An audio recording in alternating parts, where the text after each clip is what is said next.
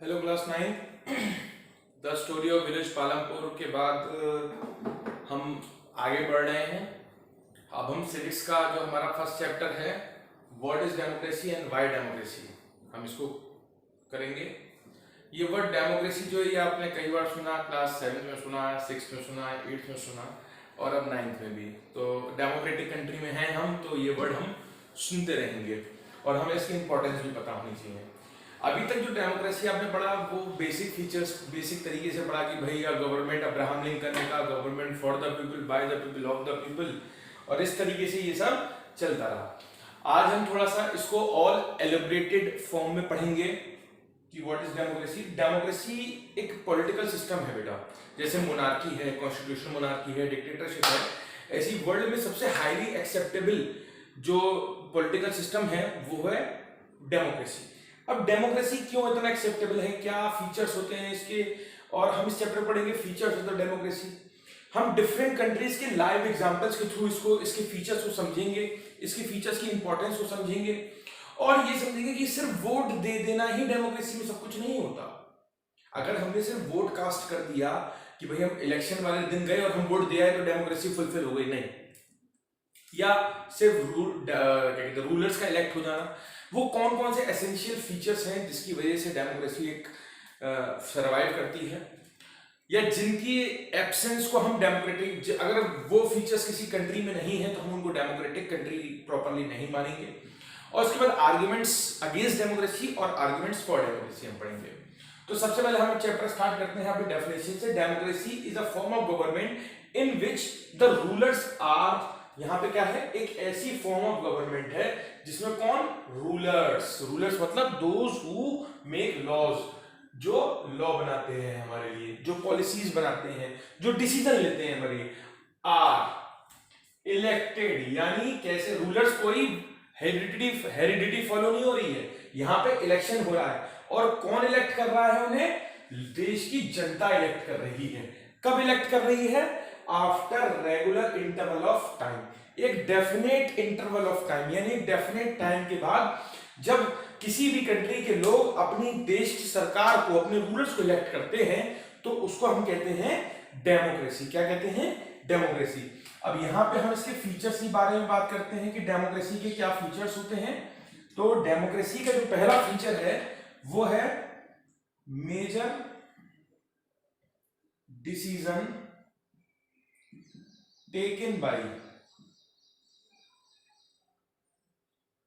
Elected leaders, यानी जो major decision taken by elected leader, this is the first feature of the democracy. यानी पहला feature है ये डेमोक्रेसी का कि इस क्या फीचर है कि भाई जो मेजर डिसीजंस है, मेजर यानी जो इंपॉर्टेंट डिसीजंस हैं, जो देश के लॉज हैं, वो कौन लेगा, इलेक्टेड लीडर्स लेंगे। इसको एक्सप्लेन करने के लिए हमारे चैप्टर में एक एग्जांपल दिया हुआ है। एग्जांपल ये बिल्कुल लाइव एग्जांपल था।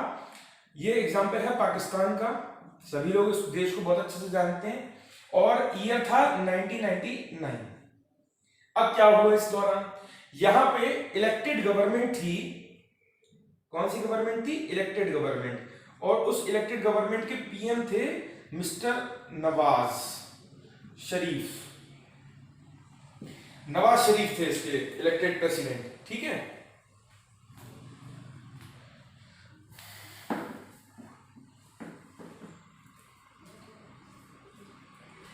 तो नवाज शरीफ थे इलेक्टेड प्रेसिडेंट, और उस वक्त इसकी पाकिस्तान की आर्मी के जो हेड थे उनका नाम था जनरल परवेज मुशर्रफ, ठीक है। ये पाकिस्तान के आर्मी जनरल थे, ये आर्मी जनरल थे और ये वहां से प्रधानमंत्री थे। नवाज शरीफ, शरीफ थे बस नाम के शरीफ थे, ठीक है। अब हुआ क्या कि पाकिस्तान के आर्मी जनरल ने मिलिट्री कोप, मैं वर्ड यूज कर रहा हूं यहां पे, मिलिट्री कोप, कोप का मतलब होता है, मिलिट्री कोप का मतलब होता है तख्ता पलट कर देना, तख्ता पलट, यानी एक डेमोक्रेटिक इलेक्टेड सरकार थी उसको बाय फोर्स, हथियारों के ताकत के दम पर उखाड़ फेंक देना। तो 1999 में क्या हुआ, जब इलेक्टेड गवर्नमेंट थी नवाज शरीफ की, तो परवेज मुशर्रफ उस वक्त आर्मी जनरल हुआ करते थे पाकिस्तान के, और इन्होंने क्या किया, इन्होंने नवाज शरीफ के ऑफिस को घेर लिया जिस वक्त नवाज शरीफ उसमें थे और इस्लामाबाद में, और उस वक्त उनको दो ऑफर दिए, either to leave the country और मैं आपको मार दूंगा, आप यहां से गवर्नमेंट से रिजाइन करो और कंट्री छोड़ के जाओ। नवाज शरीफ ने यही किया, वो चले गए गवर्नमेंट को रिजाइन करके पाकिस्तान से, और तब उसके बाद जनरल परवेज मुशर्रफ ने अपने आप को पाकिस्तान का सीईओ डिक्लेयर कर दिया, चीफ एग्जीक्यूटिव ऑफिसर। अब ये सीईओ कौन होता है, जितने भी मिनिस्टर्स होंगे, जितने पूरे पाकिस्तान को चलाने की जो पूरी ब्यूरोक्रेसी है, जो पूरे ऑफिसर्स हैं, उन सबका हेड डिक्लेयर कर दिया अपने आप को। एंड आफ्टर सम टाइम ही declared himself as the president of Pakistan. इन्होंने अपने आप को डिक्लेयर करा है, मैं बार बार वर्ड यूज कर रहा हूं, डिक्लेयर, अपने आप को घोषित कर दिया, कह दिया कि हम ये हैं। भाई पावर थी इनके हाथ में तो सब ठीक चल रहा था। अब इन्होंने क्या करा, पूरे पाकिस्तान को अपने प्रेसिडेंट होने के नाते अपने अंडर में लिया, कोई भी इलेक्टेड गवर्नमेंट थी ही नहीं। और after some time the president of Pakistan what they have done, उन्होंने एक कॉन्स्टिट्यूशन में चेंज किया, एक लॉ बना दिया। लॉ का नाम था लीगल फ्रेम वर्क ऑर्डर। ये पाकिस्तान का एक नया लॉ बना दिया। अब इस लॉ में क्या था, इसमें पाकिस्तान के जनरल परवेज मुशर्रफ को ये पूरी पावर दे दी गई थी कि वो कभी भी किसी भी वक्त पाकिस्तान की सेंट्रल गवर्नमेंट, अब आप कहेंगे सर सेंट्रल गवर्नमेंट तो थी नहीं, सेंट्रल गवर्नमेंट नवाज शरीफ चले गए थे, मगर वहां पर जो उस टाइम फंक्शनिंग कर रही थी, और वहां की जो स्टेट गवर्नमेंट थी, हमारे यहाँ स्टेट गवर्नमेंट्स कही जाती हैं, वहां पे प्रोविंशियल गवर्नमेंट, इनको कभी भी डिसमिस कर सकते थे, कभी भी किसी भी वक्त जब चाहे तब। और उसके बाद देखिए ये यहाँ पे डिसीजन ले लिया गया है, और किसने लिया, परवेज मुशर्रफ ने लिया है। और कौन है इस वक्त प्रेसिडेंट है, मगर क्या इलेक्टेड है, नहीं, डिक्लेयर्ड है, खुद सेल्फ डिक्लेयर्ड। मैं कह दूं भाई मैं प्रेसिडेंट ऑफ इंडिया, नहीं कह सकता, क्योंकि भाई ऐसा कौन मानेगा, मगर मैं खुद डिक्लेयर अगर इस चीज को करूंगा तो क्या मतलब है, नहीं, इलेक्टेड होना जरूरी है डेमोक्रेसी में। हम बात डेमोक्रेटिक कंट्री की कर रहे हैं, ये बहुत ध्यान रखने वाली बात है।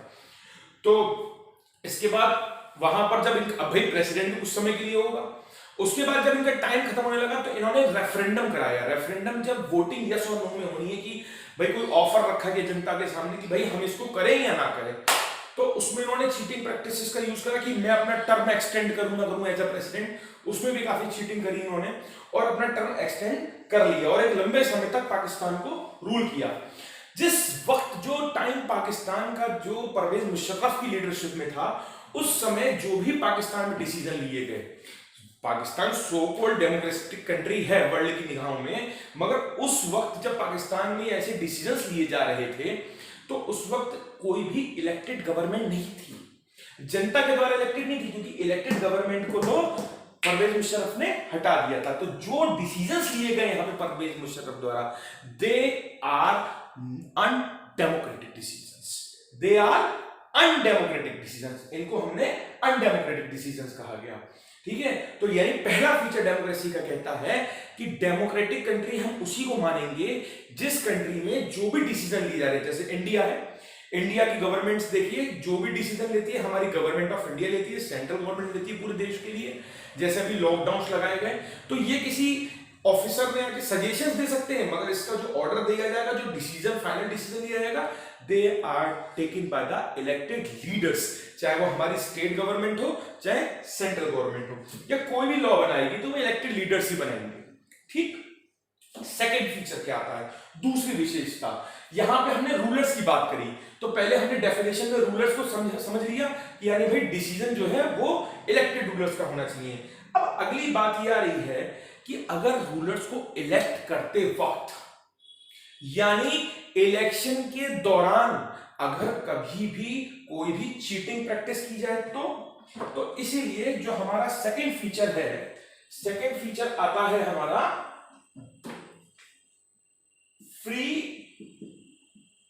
And fair election. Free and fair election का मतलब क्या? ये कोई फेयर एंड लवली क्रीम नहीं है कि भैया इलेक्शन वाले दिन सबको क्रीम लगा के चलना है, नहीं।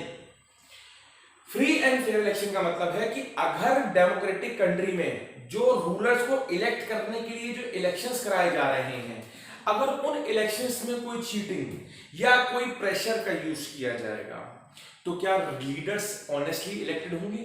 नहीं। तो और अगर डेमोक्रेटिक कंट्री में, इसीलिए डेमोक्रेटिक कंट्री में अगर लीडर्स प्रॉपर इलेक्टेड होना जरूरी है, मगर वो इलेक्शन प्रोसेस भी फ्री एंड फेयर होना चाहिए। तो यानी फ्री का मतलब है without any cheating, without any cheating, और फेयर का मतलब फ्री, ठीक है, और सॉरी ये फेयर का मतलब हुआ, और फ्री का मतलब क्या हुआ? Without any pressure.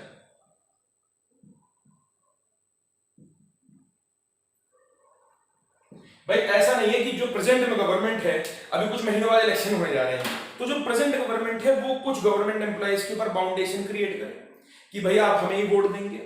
चीटिंग, कोई वोटिंग करते समय कोई चीटिंग करी जाए, जैसे अभी हमने कुछ समय पहले सुना था कि साहब जो इलेक्ट्रॉनिक वोटिंग मशीन्स होती हैं ईवीएम, इनमें साहब सुनने आया कि इनको हैक कर दिया गया, हैक करा जा रहा है। तो इलेक्शन कमीशन जो हमारे इंडिया में रिस्पॉन्सिबल है इलेक्शंस कंडक्ट कराने के लिए, उसने सभी पॉलिटिकल पार्टीज को फ्री चैलेंज दिया था कि आइए और इन मशीन्स को हैक करके दिखाइए, ठीक है, किसी को ओपन चैलेंज था ये।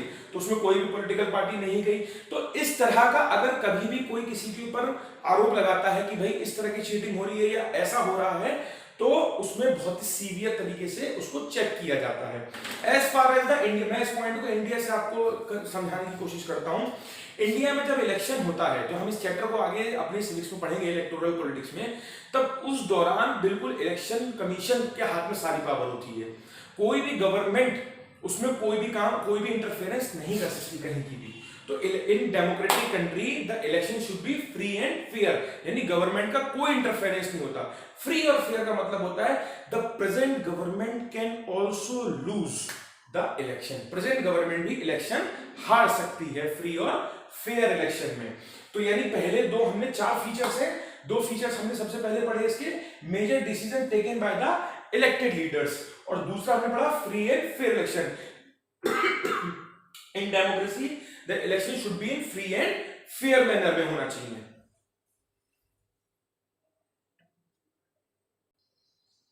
अब थर्ड फीचर आता है हमारा, थर्ड फीचर क्या आता है? 1 पर्सन 1 वोट 1 वैल्यू। भाई इस फीचर का क्या मतलब? भाई पहला फीचर पड़ा डिसीजन इलेक्टेड लीडर्स लेंगे, कोई अपने आप को ऐसा नहीं कि साहब मैं लीडर हूं वो डिसीजन ले ले। दूसरा, वो जो इलेक्शन होगा, जो इलेक्ट करेगा लीडर्स को, वो फ्री एंड फेयर होना चाहिए। अब उस इलेक्शन में जो लोग वोट देने जाएंगे उनकी वोट की वैल्यू क्या होगी? तो हमारे देश में यूनिवर्सल एडल्ट फ्रेंचाइज को अप्लाई करा गया है, यानी a person who attain the age of 18 years और अबव, 18 इयर्स की एज जिसने अटेन कर ली हो, जो हो चुका हो या उससे अबव का हो, वो किसी भी जेंडर का हो, किसी भी कम्युनिटी का हो, किसी भी कास्ट, किसी भी रिलीजन, किसी भी लैंग्वेज को बोलने वाला हो, इंडिया के किसी भी कोने से हो, वो अपनी कॉन्स्टिट्यूएंसी में अपने लीडर को इलेक्ट करने के लिए बिल्कुल फ्री है, ठीक है। अब उसकी वोट की, यानी हर पर्सन की वोट की वैल्यू 1 होगी, यानी vote president of India, president of India, इनकी वोट की वैल्यू कितनी होगी? 1 होगी। और एक हम बात करें, एक रिक्शा पुलर, एक रिक्शे वाले की वोट की, उसके पास भी 1 वोट होगा और उसकी वोट की वैल्यू 1 होगी। एक कॉमन सिटीजन की भी वोट होगी, चाहे प्रधानमंत्री हो, चाहे राष्ट्रपति हो, चाहे कोई भी हो, वो उसके वोट की वैल्यू कितनी होगी? 1 होगी।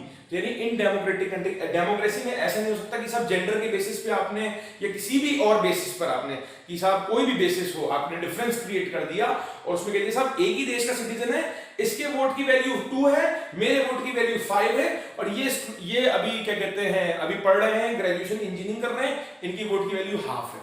ऐसा नहीं होगा। जो भी पर्सन 18 इयर्स की एज अटेन कर लेगा उसको हमने यहाँ पे पर्सन कहा, उसके पास 1 वोट होगा और उस वोट की वैल्यू कितनी होगी? 1 होगी। कोई भी डिस्क्रिमिनेशन नहीं होगा, there should be no discrimination among the voters. इसके बाद अगला आता है हमारा चौथा last feature, rule of law. भाई इलेक्शन हो गया, एंड रेस्पेक्ट ऑफ राइट्स।